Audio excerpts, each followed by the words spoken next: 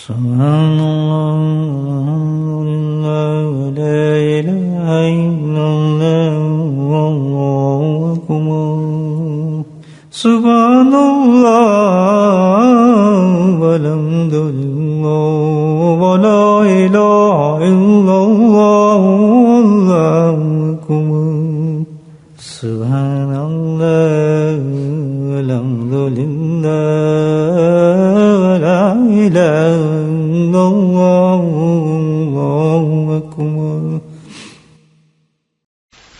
نحمده ونصلي على رسوله الكريم أما بعد قال الله تعالى في القرآن المجيد أعوذ بالله من الشيطان الرجيم بسم الله الرحمن الرحيم إن الله وملائكته يصلون على النبي يا أيها الذين آمنوا صلوا عليه وسلموا تسليما اللهم صل على سيدنا ومولانا محمد معدن الجود والكرم اللهم صل على سيدنا ومولانا محمد وعليه القمر اللهم صل على سيدنا ومولانا محمد وعليه وصحبه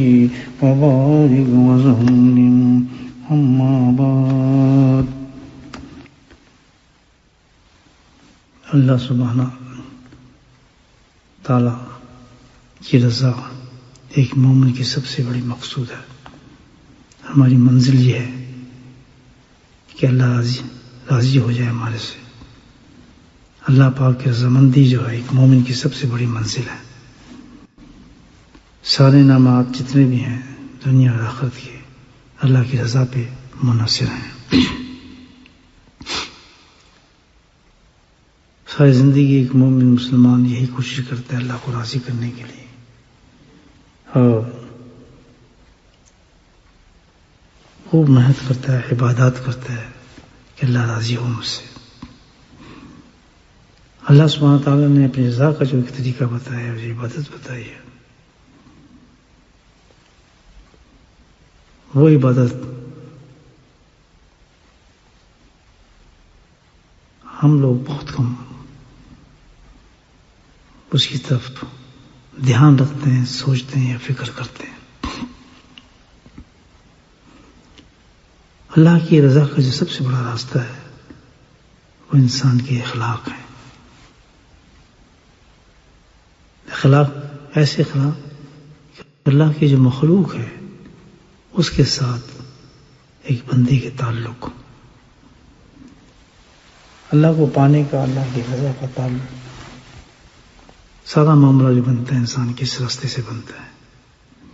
ایک آدمی بہت زاہد ہے, عابد ہے, بڑی عبادت کرتا ہے, لیکن اخلاق اچھے نہیں ہیں, احادیث ملتی ہیں اس پر, تو فیل ہو جاتا ہے. ایک انسان ہے جو معمولی درجے کی عبادت کرتا ہے, یعنی فرائض ادا کرتا ہے, سنت ادا کرتا ہے, لیکن مجاہدات زیادہ نہیں کرتا اس میں, لیکن اس کے بات یہ ہے کہ اس کے تعلق لوگوں کے ساتھ بہت بہترین ہے اور اس سے اخلاق بہت بلند ہے, تو آخرت میں بندہ کامیاب ہے, بلکہ بہت اعلیٰ مقام پر جائے گا. حضرت تمیم داری رضی اللہ تعالی ارشاد فرماتے ہیں کہ نبی کریم صلی اللہ علیہ وسلم نے فرمایا, النبی صلی اللہ علیہ وسلم قال الدین نصیحت ثلاث قلنا. فرماتے ہیں کہ اللہ کے نبی صلی اللہ علیہ وسلم نے ارشاد فرمایا, تو ہم صحابہ کرام موجود تھے, اور یہ جو آپ نے ارشاد فرمایا, جو بات کہی بہت مختصر سے ایک جملے میں, لیکن آپ نے اس کو ثلاثاً 3 بار دہرائی اس بات کو, اسی جملے کو. تو گویا اس چھوٹے سے جملے کے اندر اتنی اہمیت تھی اس کی کہ مکمل طور پر انسان کے ذہن میں بٹھا دی جائے اور اس کو سمجھے. وہ کیا تھا؟ اللہ کے نبی نے فرمایا قال الدین و نصیحت، کہ بھائی دین جو ہے وہ خیر خواہی کا نام ہے.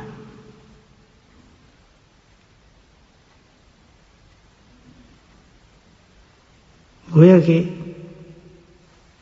ایک ہی جملے کے اندر اللہ کے نبی صلی اللہ علیہ وسلم نے پورے دین کی وضاحت کر دی.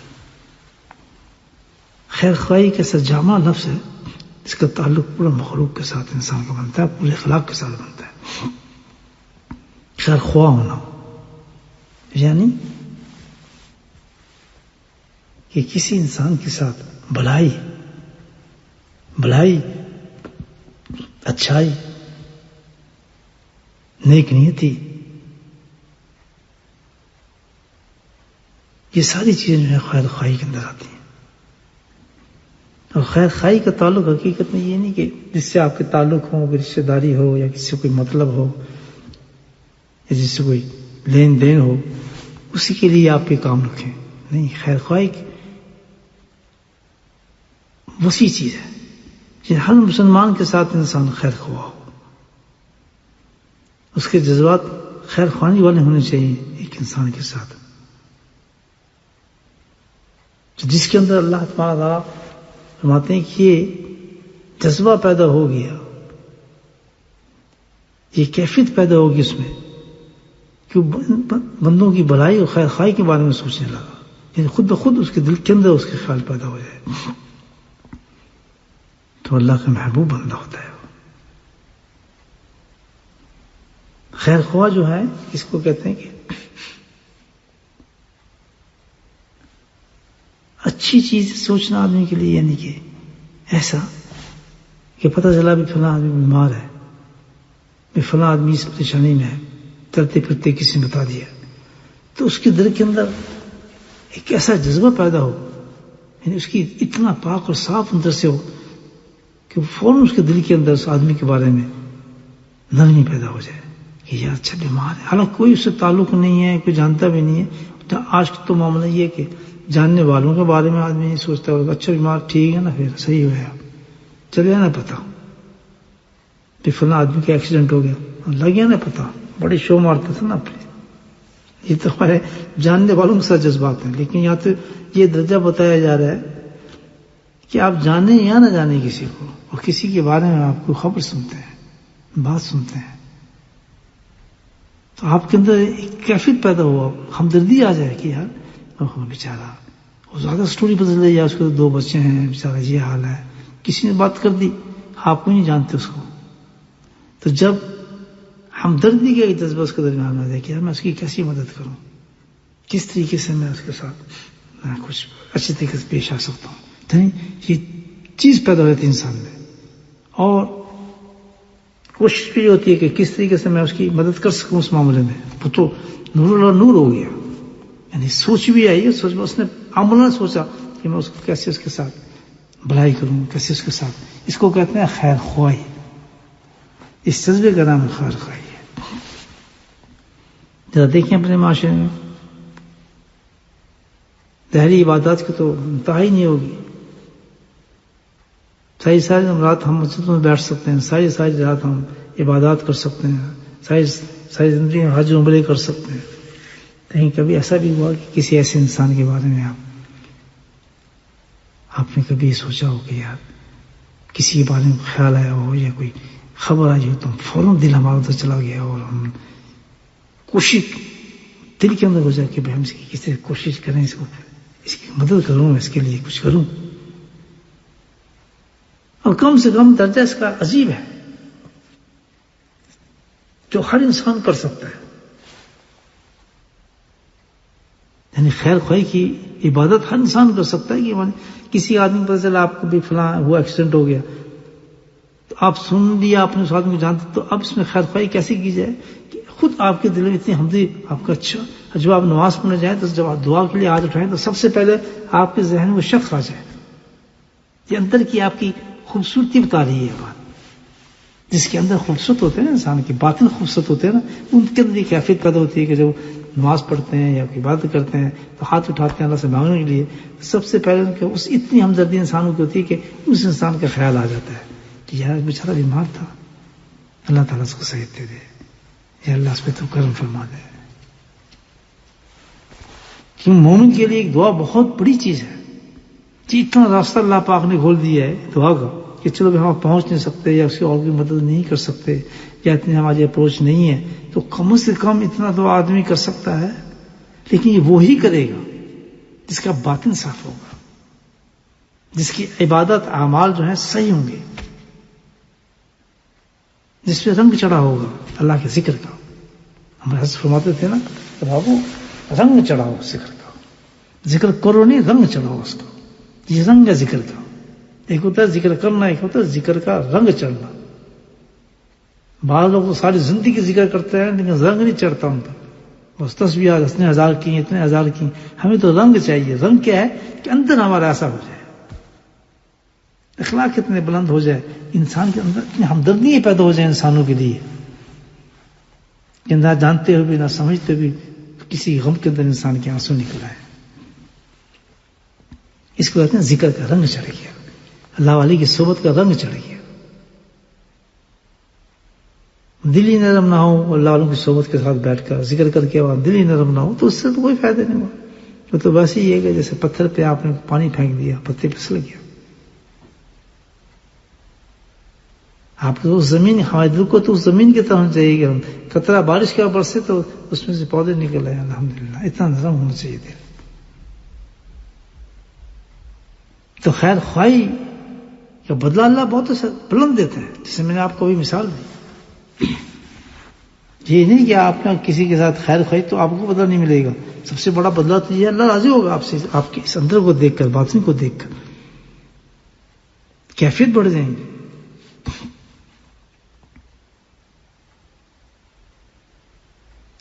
حدیث حضرت صفوان بن عبداللہ بن صفوان رضی اللہ تعالیٰ ایک بڑے صحابی ہیں، بڑے درجے کے صحابی ہیں.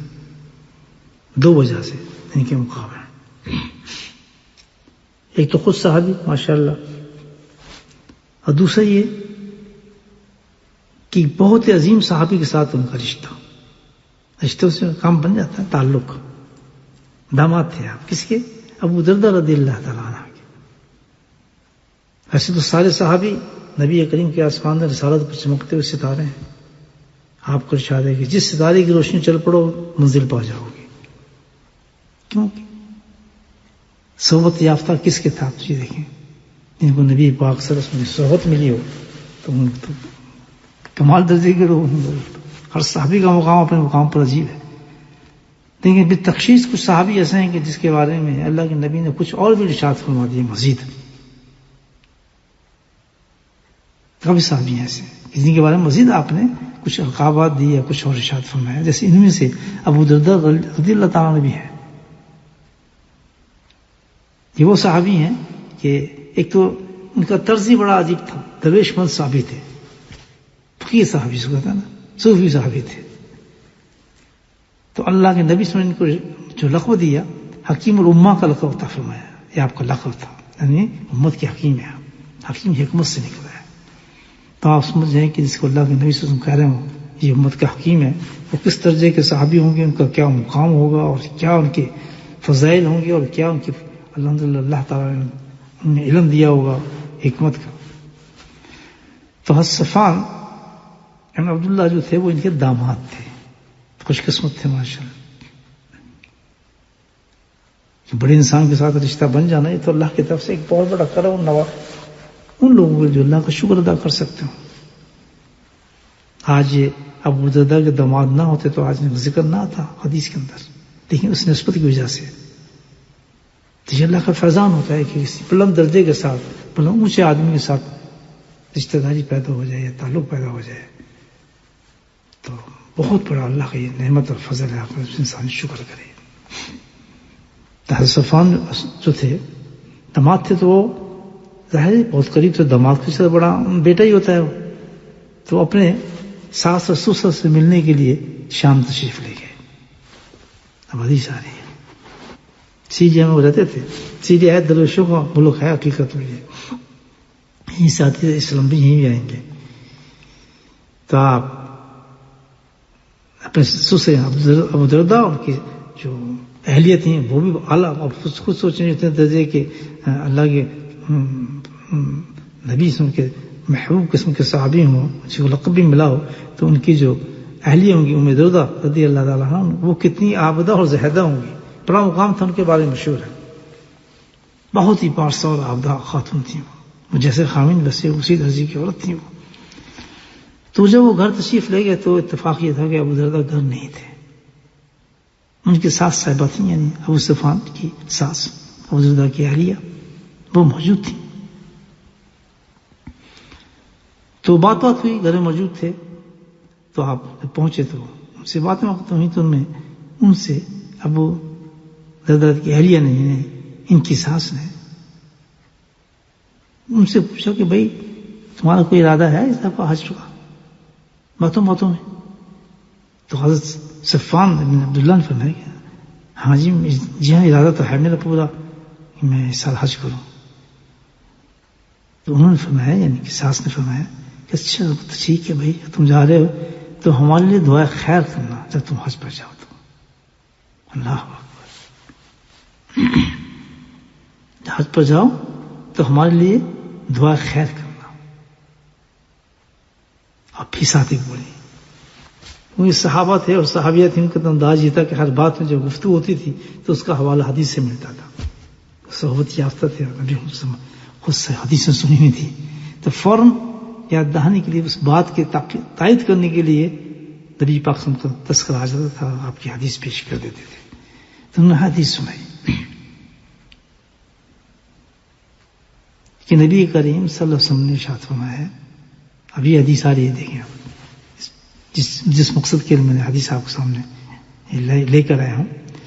جب کوئی مسلمان شخص اپنے کسی بھائی کے لیے، ابھی کون ہے؟ نبی کریم صلی اللہ علیہ وسلم ارشاد فرماتے ہیں، اور یہ ام دردہ بتا رہی ہیں ان کو.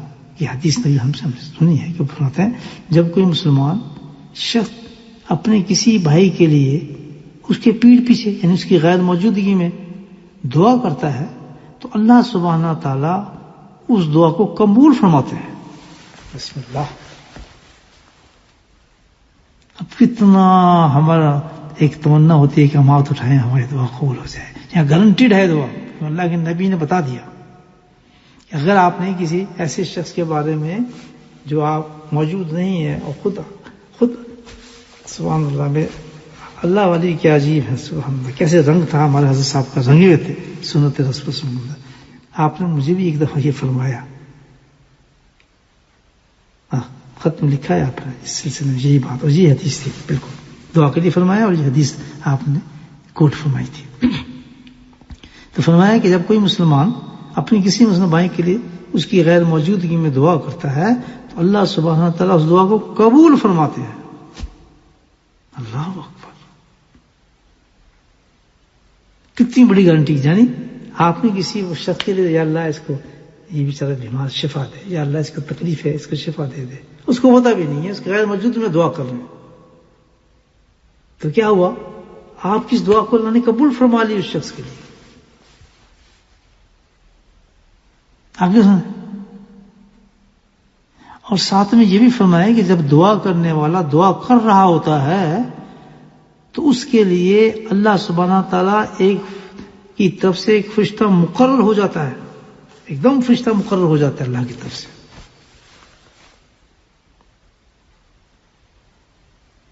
اللہ سبحانہ تعالیٰ فرشتہ مقرر کرتے ہیں، اور جب وہ اپنے بھائی کے لیے دعا کرتا ہے، اس کی خیر خواہی کے لیے، اس کی تکلیف کے لیے، اس کی کسی چیز کے لیے، تو فرشتہ کہتا ہے یا اللہ اس شخص کو، اس شخص دعا مانگ رہا ہے، عطا فرما دے. کیا چیز؟ کہ جو چیز یہ اپنے بھائی کے لیے مانگ رہا ہے، جو چیز یہ اپنے بھائی کے لیے مانگ رہا ہے، اللہ تعالیٰ میں دعا کرتا ہوں اس شخص کے لیے. اللہ فرشتہ کہتا ہے کہ میں اس شخص کے لیے دعا کرتا ہوں، اللہ تعالیٰ تو اس کو بھی یہ بدھائی عطا فرما دے.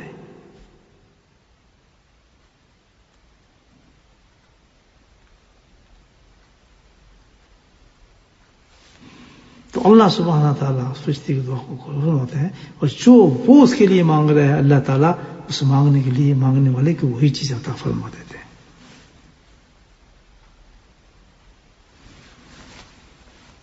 کیا جذبات ہے اس میں؟ دیکھیں، یہ ہے خواہی۔ ہمارے اندر وہ جذبہ پیدا ہو گیا کہ ہمدردی ہوگی لوگوں کے ساتھ۔ ہمدردی کے لیے جب ہم نے دیکھا کوئی آدمی پریشان ہے، مصیبت ہوتا ہے، ہمارے پاس اور کوئی وسیلہ نہیں تھا، ہم نے دعا کی اس کے لیے، تو اس خیر خواہی کا اجر آپ دیکھیں کہ دعا کرنے پر اللہ تعالیٰ کیسا فرماتے ہیں کہ جو دعا آپ اس شخص کے لیے مانگ رہے ہیں اس کے لیے بھی قبول فرمائیں گے، اور جو مانگنے والا ہے اس کے لیے ایک فرشتہ مقرر فرما دیتا ہے اللہ تعالیٰ، اور وہ فرشتہ اس کی طرف سے آمین کہتا ہے۔ سبحان اللہ، کہ اللہ میں آمین کرتا ہوں اس کی دعا پر، اللہ پھر کیوں نہیں قبول فرمائیں گے۔ اور جو چیز یہ بھلائی بیماری ہے، جو کچھ بھی اپنے بھائی کے لیے مانگ رہا ہے میرے مولا، میں دعا کرتا ہوں کہ یہ تو اس کو بھی عطا فرما، کہ فرشتہ دعا کر رہے شخص کے لیے۔ یہ ہے خیر خواہی۔ کیا وجہ کہ سب اتنا بڑا انعام کیسے ملا دعا پر؟ اس لیے کہ اس کے اندر جذبہ تھا خیر خواہی کا۔ پس پردہ جو چیز تھی، بہائنڈ جو چیز تھی، وہ کیا تھی؟ اس کے اندر جذبہ تھا اپنے مسلمان بھائی کی تکلیف کو دور کرانے کے اللہ سے، واحد ایک ذریعہ دعا تھی۔ یہ ہے انسان کی جس کے اللہ کے نبی نے فرمایا دین النصیحہ، کہ اصل میں جو دین کیا نام ہے وہ خیر خواہی کا نام ہے۔ تو کتنی چیزیں ہمیں پتہ چل گئی اس سے کہ سب سے پیچھے تو ہم اپنے اندر جھانک کے دیکھیں کہ ہم کتنی خیر خواہ ہیں دوسرے لوگوں کے لیے، کتنی ہمیں تکلیف ہوتی ہے سننے کے بعد، کتنا ہمارا بلکہ نیگیٹو باتیں بہت کرتے ہیں۔ تو آپ کو سوچ لیں، ہم خوش ہوتے ہیں لوگوں کی تکلیف سن کے، ہنسی کرتے ہیں لوگوں کی برائیوں کو سن کے، یہ بھی کہہ دیتے ہیں ہو رہو جی ہو رہو، پتہ لگے دبن سامنے۔ تو مجھے بتائیں اس وقت کتنی فرشتے لعنتیں بھیجتے ہوں گے، اس کے مقابلے میں جو آپ کسی کی بات سنتے اللہ تعالیٰ سے فوراً دعا کر دیں اس کے لیے، تو کتنی رحمتیں اللہ اتار دیتے ہیں۔ سارے مصیبتیں پریشانیاں جس کے لیے ہم دعا کر رہے ہیں اللہ تعالیٰ کہے اس کو کبھی نہیں آئیں گے، یہ شخص اس بیماری سے فارغ ہوگا اس دعا کے بدل میں جو اس کے لیے اس کے ایک مسلمان بھائی کے لیے دعا کر رہا ہے۔ اللہ پاک ہم سب کو توفیق نصیب فرمائے کہ ہمارا باطن اتنا صاف اور مصفہ ہو جائے، ہم پہ ذکر کا، اپنی صحبت کی، شیخ صحبت کا یہ اثر اور رنگ چڑھ جائے ایسا کہ ہر مسلمان کے لیے نام خیر خواہی کا ایک جذبہ پیدا ہو جائے۔ اور یاد رکھیں دوسری چیز کہ بھائیو، ہر وقت آپ سنتے ہیں یار وہ فلاں بیمار ہو گیا، فلاں کو مصیبت ہو گئی، فلاں کی ایکسیڈنٹ ہو گیا، فلاں کے بچے نافرمان ہیں، فلاں کی لڑائی ہو رہی ہیں، ہر وقت کس سے سنتے ہیں؟ تو اتنا اچھا موقع ہم ہاتھ سے کیوں جانے دیتے ہیں کہ جب آپ نماز کے لیے بیٹھیں اپنے لیے ہاتھ اٹھا رہے ہیں تو ان کے لیے تو ہے میرے مولا فلاں شخص کی میں نے بات سنی ہے تو اس کے گھر میں عمل پیدا فرما دے، یا اللہ فلاں شخص کی ہم نے سنا اس کی بچی بیمار ہے، یا اللہ اس کو شفا عطا فرما، یا اللہ اس کے بیٹے کا ایکسیڈنٹ ہوا ہے میرے مولا اس کو خیر عطا فرما۔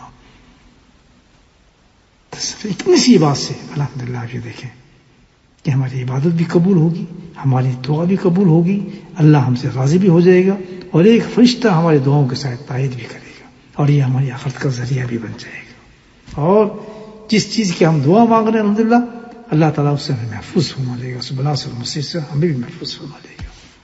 اللہ پاک ہم سب کو توفیق نصیب فرمائے۔ وآخر دعوانا الحمدللہ رب العالمین۔ بسم اللہ الرحمن الرحیم، الحمد للہ والسلام علی سید المرسلین شفیع المذنبین دعا یاسین النبی الامین اللہم صلی علی سیدنا مولانا محمد نبی الامی وازواجہ امہات المؤمنین وذریتہ واہل بیتہ کما صلیت علی ابراہیم انک حمید مجید وسلم تسلیما دائما ابدا کثیرا کثیرا کثیرا اللهم اغفر لنا ذنوبنا وظلمنا وهزلنا وجدنا وخطأنا وعملنا كل ذلك عندنا. اللهم ربنا آتنا في الدنيا حسنة وفي الآخرة حسنة وقنا عذاب النار وقنا عذاب القبر وقنا عذاب الحشر وقنا عذاب الميزان وادخلنا جنة مع الأبرار یا عزیز یا غفور یا رب العالمین. اے میرے مولا اپنے فضل و کرم سے ہماری اس مجلس کو قبول فرما. یا اللہ ہمارے دعاؤں کو، ہمارے ذکر کو، یا اللہ سب چیزوں کو قبول فرما. یا اللہ اپنے بارگاہ سے، اپنے رحم سے، میرے صدقے سے میرے مولا تو ہمارے گناہوں کو معاف فرما. یا اللہ ہمارے گناہوں کو معاف فرما، ہم سب کی بخشش فرما. یا اللہ ہماری توبوں کو قبول فرما، ہماری دعاؤں کو قبول فرما. اے میرے مولا ہماری حاجات کو پورا فرما، ہمارے بیماروں کو شفا نصیب فرما. یا اللہ ہمارے بیماروں کو شفا نصیب فرما. یا اللہ ہمارے بیماروں کو شفا نصیب فرما. یا اللہ جن موت میرے مولا اپنے مقاصد کے لیے دعاؤں کے لیے کہا میرے مولا ان کی زندگی کی ہر مقصد کو پورا فرما. یا اللہ جن کی حاجات کو پورا فرما. یا اللہ ان کی پریشانی کو دور فرما. یا اللہ ان کے خاندانی معاملات کو بہتر فرما.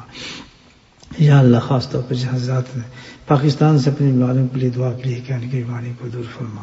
یا اللہ اس ملک میں جو بیماریوں کو شفا نصیب فرما. یا اللہ یہ ناگہانی بیماری جو ہمارے سے مسلط ہونے پر میرے مولا اپنے فضل کرم سے اللہ ہمیں اس سے نجات عطا فرما. یا اللہ اس بیماری سے ہمیں محفوظ فرما میرے مولا. یا اللہ اپنی پناہ نصیب فرما کریم. یا اللہ اپنی پناہ نصیب فرما. یا اللہ ہمیں اپنی پناہ نصیب فرما. یا اللہ اپنے حبیب صلی اللہ علیہ وسلم کے صدقے سے میرے مولا ہماری ساری دعاؤں کو قبول فرما. آج کی بابرکت رات میں یا اللہ جو بھی دعائیں جن بزرگوں نے مانگی میرے مولا، یا اللہ جو صحابہ کرام نے مانگی، نبی کریم صلی اللہ علیہ وسلم نے دعائیں مانگی میرے مولا ان دعاؤں میں ہمیں بھی شامل فرما. وصلی اللہ تعالی علی خیر خلقہ نور عرشہ زینت فرشہ وعلیہ وصحبہ اجمعین برحمتک یا ارحم الراحمین. سبحان ربک رب العزة عما یصفون وسلام علی المرسلین والحمد للہ رب العالمین. آمین.